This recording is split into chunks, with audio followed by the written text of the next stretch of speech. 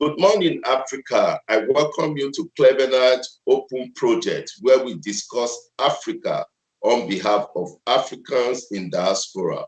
I welcome my guests and my audience to this morning show. Welcome. Please let's note that, yes, let's note that today's topic is on the effect of girl-child education, youth empowerment, and sustainability development goals in building a nation. So don't forget to sign up on clevenard.com, or we are also live on Facebook and YouTube. So I welcome you, my guest. Thank you so much. Okay, let me start with Ambassador Yaro. Please kindly introduce yourself to our audience. Thank you very much, Mr. Dan, for having me and for your team at Cleveland. My name is Uyero Irarawewu Jr.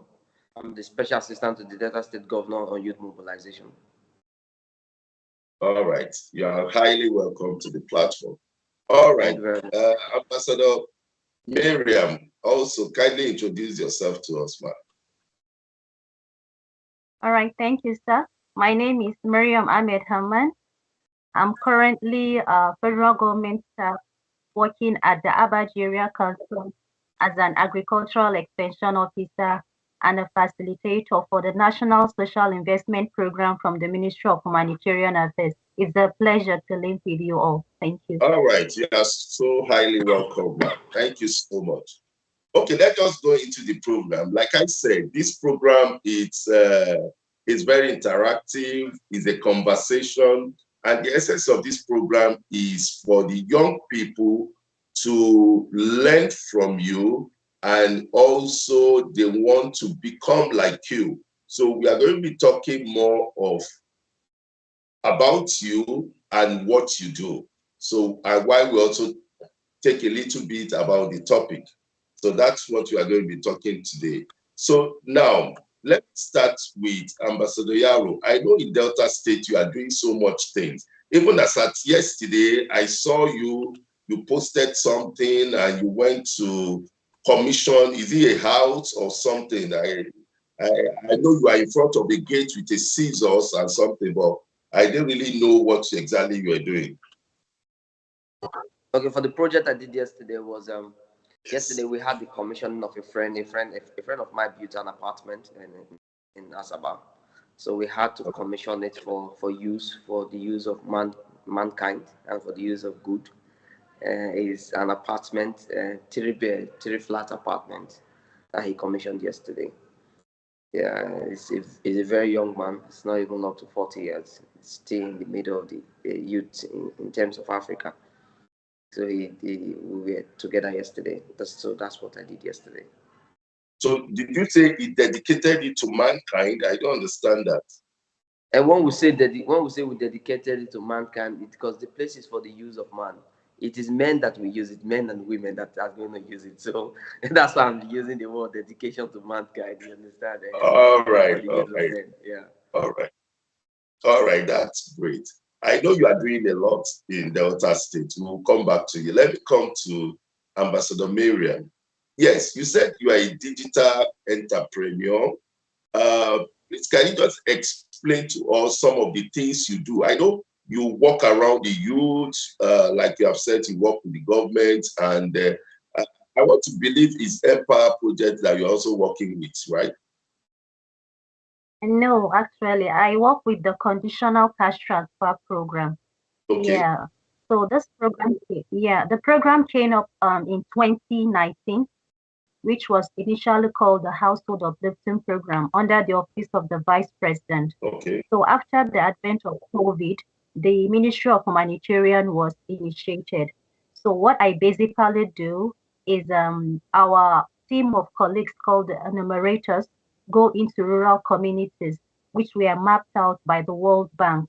And the enumerators go house by house to get information about people's livelihoods, which we call the National Social Register. When these names are sent to the ministry, we as facilitators from the National Cash Transfer Program go back to the communities and find out if these people are eligible, because there are different strategies we use to measure the poverty variability. We call it disbursement link indicator. So when we measure these people, we measure them by what they have. Do they use torchlight in their houses? Do they have access to electricity? So the poorest of the poor are likely to be the national beneficiaries who will benefit from those programs. I have, for the past 5 years, enrolled more than 1,000 people around FCT. I'm not from FCT, but because of the passion to humanity which I have, I've made a lot of people enroll them and they benefited from stipends ranging from 20,000 to almost 100,000 from the federal government intervention. So in a summary, this is what I do. Wow, that's interesting. So now I want to understand the cash transfer project. Is it a national project or is it a regional project? It's a national project. It's a national project in collaboration with the World Bank to uplift poor and households, yes, from poverty. Okay, yes. Okay, because I understand that there is a lot of empowerment program going on in the north, but hardly do we see it in the west. The west hardly find programs like this.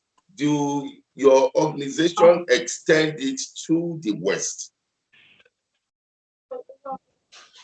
Okay, this is it. You know, the problem with Nigeria, there is poor communication. Yes. Like you likely say, there are different agencies under the ministry. Yes. We have the Empower, we have the entrepreneurial program, we have traders funny, like in Lagos now presently, yes, and in some states in the west. Many programs in the west are going on, but because people are poorly oriented, they are not well informed. Even in the south, there are other programs that are going on depending on their eligibility criteria. For example, you find out in Lagos, the rate of poverty and vulnerability in Kano is not the same with the one in Lagos. You find a lot of business owners. Yeah, you find a lot of business owners there. So the criteria for people to benefit in a program in a state depends on what they do. Are they handicapped? Are they blind? You understand? Are they disabled? So most of these programs are being classified in communities with what they do and what they have. So there are different programs going on, but because there is poor orientation, that is why many people don't know what, maybe even in your community where you come from, there are programs right now going on for the youth and in which you can participate. But because there is poor orientation, you are not aware of that. That's interesting. But let me just ask you, who is meant to pass that information so that people can be aware? Okay, you know there are different agencies. Yes. I would like to list some. All right. The Empower is there for youth, and we have directors and we have staff there that are in charge of sensitizing people. Like for we, the conditional cash transfer, I'm a facilitator. Before I go to any community, it's my duty to go on what we call community sensitization. Okay. I pay a visit to the district head, I enlighten him, I paste the disclosure list, and let him know this is what I'm coming with. If they accept me, I proceed. If they don't need me to come back, I would leave. So these are things we do. Then you have the traders' money. NEMA is there. People living with disabilities is there. The IDPs is there. So all those programs are going on, and it is the responsibility of the coordinators of this program to pass information to people. But for the National Cash Transfer Program, we always do the needful by enlightening the community or rural dwellers on what we are to do, what is the benefit and the time frame of the program. And there's always an accessibility criteria that we use to give back feedback. Was the program successful or it was a failure? In every 6 months, we give reports back to our national directors and the World Bank. Interesting. That's interesting. Okay, one more last question before I move to Ambassador Yalu. All these programs now are under which ministry? They are presently under the Ministry of Humanitarian Affairs and Disaster Management now. because we are looking at all intervention programs that are to help humanity to be under the Ministry of Humanitarian Affairs. So it's the duty of the ministry to get information of all Nigerians so that when there are programs in the future, like for widows, children, orphanage, like the homegrown feeding program is to feed children in government schools to have access to break meals. This is what the homegrown feeding program is about. So whenever there's a program, we go back to our register and mine out people within that age range. Then an application is set for them and we go to the field and enroll them. That is if it's inclined with our office. That is it, sir. Thank you so much. That's interesting and very informative. Thank you so much. Now, I want to remind our audience that we are live on clevenard.com and also on Facebook and on YouTube. So people can also sign up on clevenard.com. Now, let's come to Ambassador Yaro. You are the Special Assistant Youth Mobilization to the Delta State Government. Now, what have been your activities so far? First of all, when it comes to areas of young people, and when you say youth, first, you are talking of the larger percentage of the population in the state. And from records and statistics that we have, we know that youth made about 65% of the society. And in Delta State is not also it's not lacking. It's the same thing that we have across the nation. That's also what we have in Delta State. So Delta State, very key prevalence, like what the World Bank have always said, that the young people are the bedrock of every society. And in our state here, they are actually the very first priority for our government. For me, in my office, that's what I will be discussing of. If you know that the United Nations Organization on Drug Crimes have also came up with a prevalence rate that placed Delta State on one of the highest states in terms of drug intake and narcotics. And when I got my appointment, the very first thing I initiated was to connect 100. It's known as 100 Connect 270. The idea of the 100 Connect 270 is to actually look at critically the issues of drugs and how we can communicate and take this message down to each of the 270 wards we have in Delta State. That project has been launched. That's the project we're working on launching at the moment, and see how we can bring this message to the very young people. And we are in partnership with the NDLEA, the National Drugs Enforcement Agency in the state, and other line ministries also in partnership with us, with my office, in making sure that this program comes to reality. And we also looked at how we can help young people in prisons.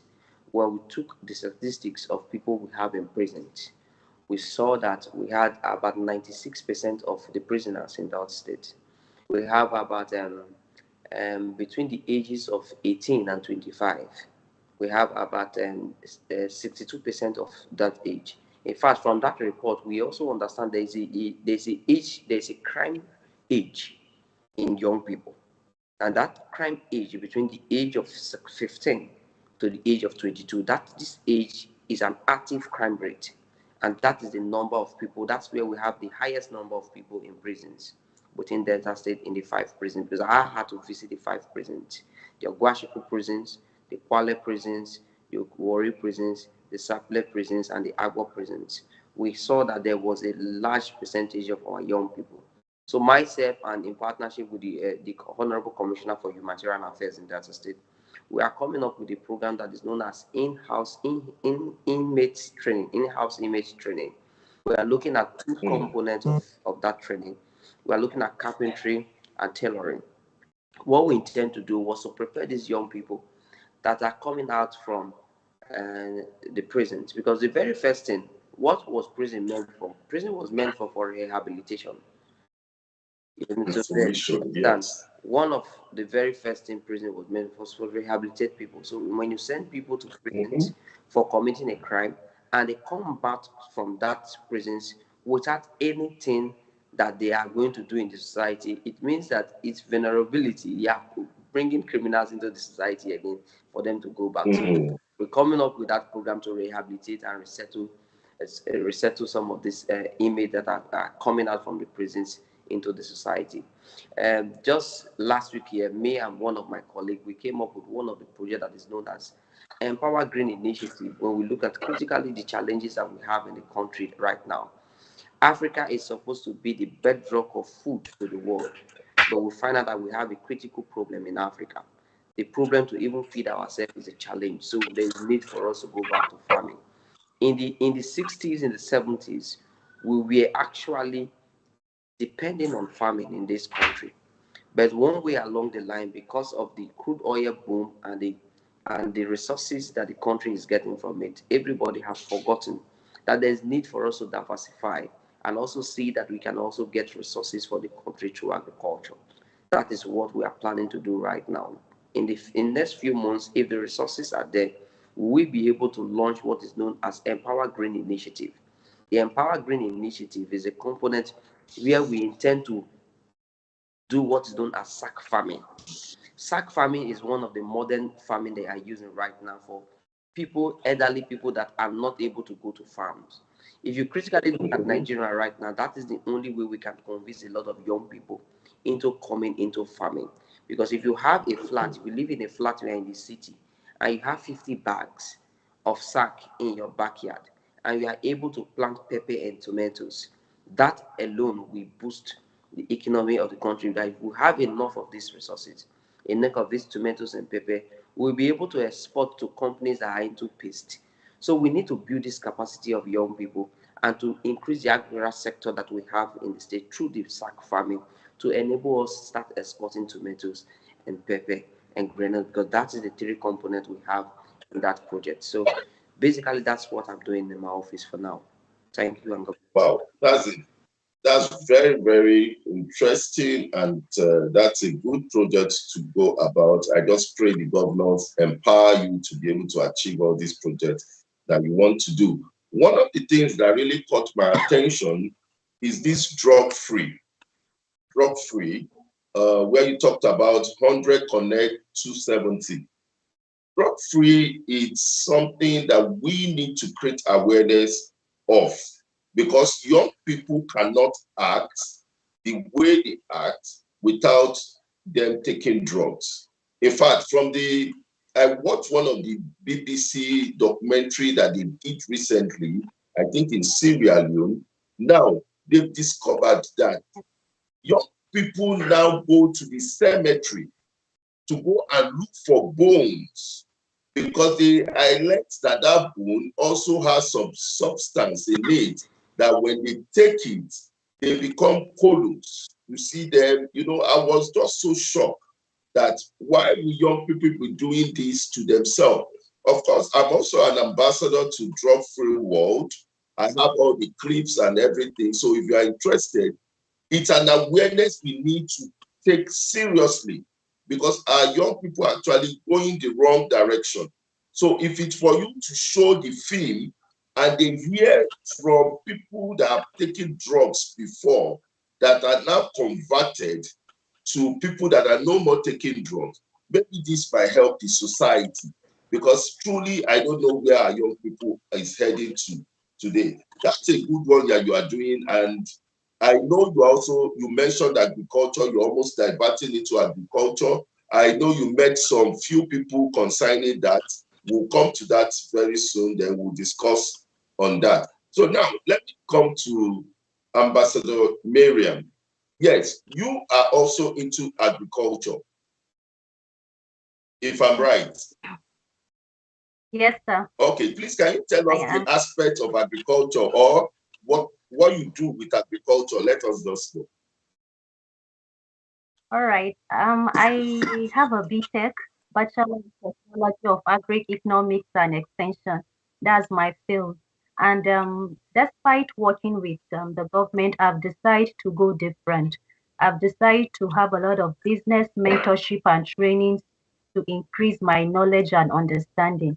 Because I believe in any field you are, if you don't keep learning, relearning, and unlearning, you cannot add value to the economy. The main thing is, what value are you adding? What lives are you impacting? So I have, during my researches, trainings, I was able to connect with the Organic Agricultural Practitioners Association of Nigeria.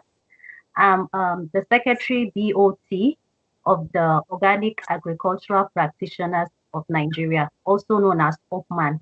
And part of what we do in OPMAN, we enlighten people, mostly farmers, women and youth, to go into organic agriculture, because organic agriculture is environmental friendly, it's safer, it's more economical, because the rate of which sicknesses and diseases is affecting a lot of people in the country is what we actually consume, what we eat. There are so many supermarkets that you go into, so many fruits and vegetables are expired. They are being preserved by some certain chemicals. I won't like to mention their names. We as agriculturists, we know them. You go to ShopRite, you go to supermarkets, many apples are preserved with those chemicals, and they have adverse reaction to the human body, consisting of chemicals that could cause cancer. So at Oakman, we enlighten people. We do subsequent training time to time, both online and offline trainings. This is part of what I do. Training people like using of ashes, the normal ashes you burn from firewood can be used as a natural fertilizer to your garden. What ash does is it adds sweetness to your fruits and vegetables. You understand? It makes your fruits and vegetables alkaline. So you can use it for potatoes and you can also use it for mangoes. All you do is you store your ash. When you store them, you protect them from rain and water. You as you sprinkle them on your garden time to time. We also enlighten youth to go into what we call convert waste to wealth. I was a one-time trainer in Owo. That was 2021 January. I had a training with the Ministry of Youth and Sports of Ondo State. I trained in three communities. I trained in Itagbolu, in Akure Central, and in Owo. What I trained was convert waste to wealth. I went on a 1 month research and I found out that so many rural communities have so many agri products, sorry, that we are not tapped into. So when I asked the communities, what do you have? They told me they had crayfish, they had palm kernel, and they had maize.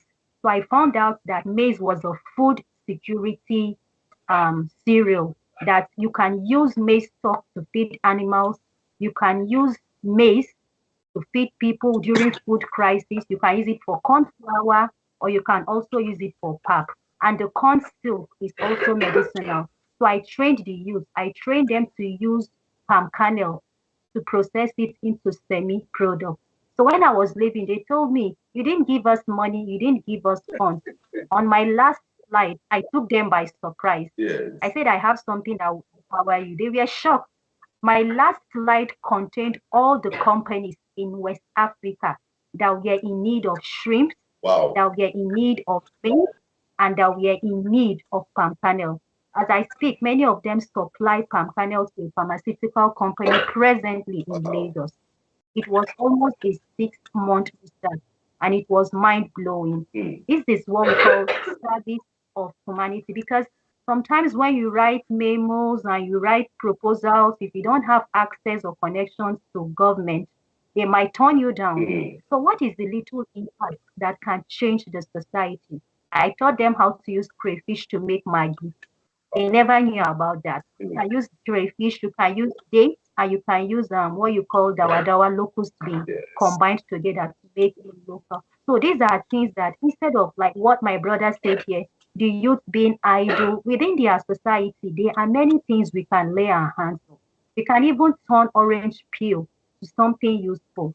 So these are things we do in Opman, in the organic agricultural field. We still have schedules of programs for the year that we'll keep doing until we see there is a change in the lives of the youth through agriculture. Wow, this is interesting. Seriously, I'm just learning new things every day. When you say organic agriculture, I know my audience will want to know. Can you explain better what you mean organic agriculture. Organic agriculture entails using natural products within the environment to yield growth. So what we do in organic agriculture, we enlighten people to use natural grasses, what kind of soil, application of water, that is dry season farming. If it's dry season farming, how you can get water instead of using chemicals and pesticides that are chemicals. You use the organic ones. How do you use onions? How do you use garlic? What are the natural things that you can use to drive away pests? Recently, we went on a marketing survey from my office. We found that so many markets presently now, so many people use Panadol to cook meat, and many of us go into this cafeteria and we eat. We don't know what we are eating. So you see, this is a bad one. Sometimes people use sniper to preserve beans. So we enlighten people, instead of using sniper to preserve beans, use pepper, that's dried pepper, to preserve the beans. Instead of people using tires to roast is it pomo back of the cow? Yes. Why not use the normal charcoal to roast it? So we are not just talking about the farm, we are talking about preserving food. Instead of farming your yam with fertilizer, and when you export them to other countries, it gets rotten. So it decreases our GTP. What are the natural methods of food preservation? We go to abattoirs, we enlighten meat slaughterhouse on not to waste blood or spoil the market area with all these activities, because it's not environmental friendly. So organic agriculture helps us to educate people on the environment, educate people on natural uses of substances, and also have to have a healthy lifestyle. That's what we do in organic agriculture. That's cool. That's cool. Hopeman, is Hopeman an association? Yes, it's an association. Okay. Yes, Organic Agricultural Practitioners Manufacturers Association of Nigeria. Oh, all right. That's great. Interesting. Great It's work you our are office doing. in Kwali Area Council. Yeah, your office is at where? Yeah, State Council, Kwali Area Council here in FCT. FCT. Yeah. Okay, interesting. You're actually doing a great job. That community, I know that they will never forget you because you have already put food on their table. And they will, anytime you go there, in fact, they might even give you chieftaincy title when you go back there, you know. That's interesting. Okay, let me come to Ambassador Yaro. I know you are also doing something on agriculture. Can you tell us more about it? Yeah, so what we are doing in agriculture is to actually look at the sack farming, the method of sack farming in introducing and bringing more young people into the system of agriculture. So what we're doing, we're in partnership with ADP, Agricultural Development Agency in Delta State, to give us the best seed we can have in tomatoes, pepper, and granite. What we intend to do is to create 4,000 jobs. We are doing a pilot scheme of it with 4 local governments, Isoko South. We're doing a pilot scheme with 4 local governments: Isoko South, Anjosha South, Warri South, and Okpe local government. So these 4 local government, that's where we are doing a pilot project on 1,000 ish young people and the old persons, that the vulnerable people within the local government. What we intend to do was to flag up this project and have so each of these young people are supposed to have 50 sacks of bags in their backyard. What we do, the nursery will give them the nursery, 50 of those nurseries. So if you want tomatoes, if it's tomatoes you want to plant, we give you 50 of the nurseries. If it's pepper you want, we give you 50 of the pepper. If it's granules you want, we give you 50 of the granules. So basically, you are not spending any money. The only money you need to spend, or the only thing you need to do, is to, in the morning before you go out, is to check your farm, your 50 bags that you have, and you add, you water them in the morning before you leave, because we are the fertilizers we are doing are local resources. We are using feed dumps from poultries that are in this for 4 local government also that we have also identified that we are also going to use as form of fertilizers for the 50 sacks that you have. So what qualifies you? What qualifies you as a young person or an old vulnerable person is for you to have 60 bags, and for you to have a space in your compound that can actually accommodate 50 sack bags in your compound. So that's the project. So the project basically is to get to 4,000, to create jobs for 4,000 persons in this 4 local government in that state. Interesting, great. That's a great one because we actually And need we are this agriculture. and we are all, yes, and we are also linking them to market source. So it's not like if when you grow you don't sell. No, we already have buyers that are saying that once this project starts harvesting time, we cannot call. So it's going to be collective. So at the day we want to harvest is a collective harvesting. Everybody have to harvest that same day and bring up so that the buyers take them off take. So it's not like if we don't have we have a market for them already. We have a market for them already. That's a good one, and it's quite interesting. I think. Oh, sorry, we lost him there. Are you off your camera? Please put on your camera back. All right, let me remind our audience once again that our topic today is the effect of girl-child education, youth empowerment, and sustainable development goals in building Nigeria. And I want to believe that we are gaining and learning new things. There are a lot of new things coming up every day. You can follow us on clevenard.com. Also watch us on Facebook and YouTube. Currently, we are on live.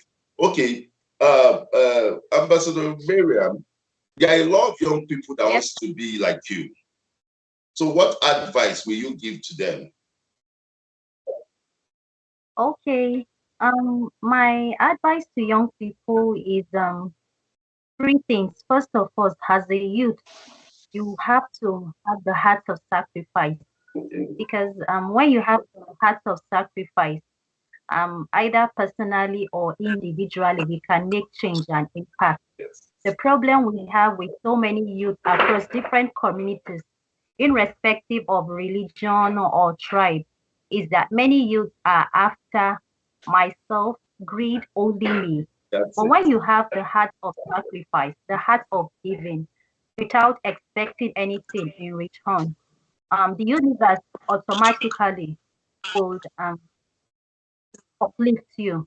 This is what people haven't known. You can do something for someone, but that person must not necessarily pay you back. Someone somewhere else will pay you back. So we should have the heart of sacrifice. That's one. Then number two, the youth to always have the learning mentality. You should be open to learn. Stop feeling proud. Attend conferences, attend seminars, meet people, no matter if they are more than you or even though you are more than them, rich or whatever, no matter your economic stratum, always be humble to learn, because learning never ends. Yes, because learning is key to overcome ignorance. And finally, we should be honest, because honesty can take you far in dealing. When you deal with associations and organizations, be true to your words. Don't do things at the end of the day. People find out what you say is actually different from what you are doing. Many youths will tell you they have this, they have that, they want to work with this organization. Once you just keep them there where there is money, they lack integrity. For this work that we've been doing in 2020, people were in lockdown, but we were actually working round the clock. We worked round the clock in COVID. We were going to fill, we were paying beneficiaries a sum of 20,000 naira cash with our nose mask on for 500 people, almost 1,000. We worked with the payment service providers from banks during that. What I'm trying to say, it takes you a level of integrity by seeing stacks of money and making sure that people get these monies. So that's just my little advice. Yeah. Thank you so much. Thank you so much. Yeah. Service for humanity is the best is the best work of life. And also integrity that you mentioned is key in every aspect of life. Integrity is key. Let me come to Ambassador Iyaro. Yes, what motivates you and drive you in the work you do presently? Basically, when you critically look at Africa and you look at how Africa is structured, you know that there are a lot of things that needs to be changed. Let me deviate a little from this very discussion that we have. If you critically look at, the 60s and look at the 50s, 60s, look at the 70s and look at the 80s, you see China and Nigeria was actually at the same level. But when China took up their growth, you can see that today China is almost a world power with an economic base almost that of the United States of America. What has happened to Nigeria in terms of growth? The basic mindset that we need to change is actually what is motivating me. There is critical need of mindset change, re-evaluation of young people, evaluation of ourselves as people. What do we take as a value? What do we take as value? That value reorientation is what is motivating me, that we need to speak to our young people. We need to speak to ourselves, because if you cannot conquer yourself first, you cannot conquer the next person. So you have to speak to yourself. You have to look at the environment, what needs to be changed in that environment, and look at it and how we can change it. So first of all, the mindset of we as Nigerians, we need to change our mindset for positive change that we need to build. Then you will realize that when you were born, there was no light. Today, at this age that you are, there is still no light. We still have light. These things are not, these things are just little challenges. They are mindset development. So if we all develop our mindset towards positive change for our society, for our environment, and for our government, it will also take us to the new change and the new Nigeria we all want to see.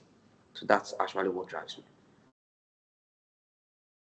Oh, that's interesting. That's great. At this point in time, I think we have to end the program right now. I want to say a big thank you to you, my guest, for coming on this show. It has been educative. It has been motivating. And I know that my audience will really have a lot to learn from this episode today. I want to say thank you for coming, and we'll be live again next week. Thank you so much, and I appreciate you. Thank you. Thank you. you. Yeah. Yeah.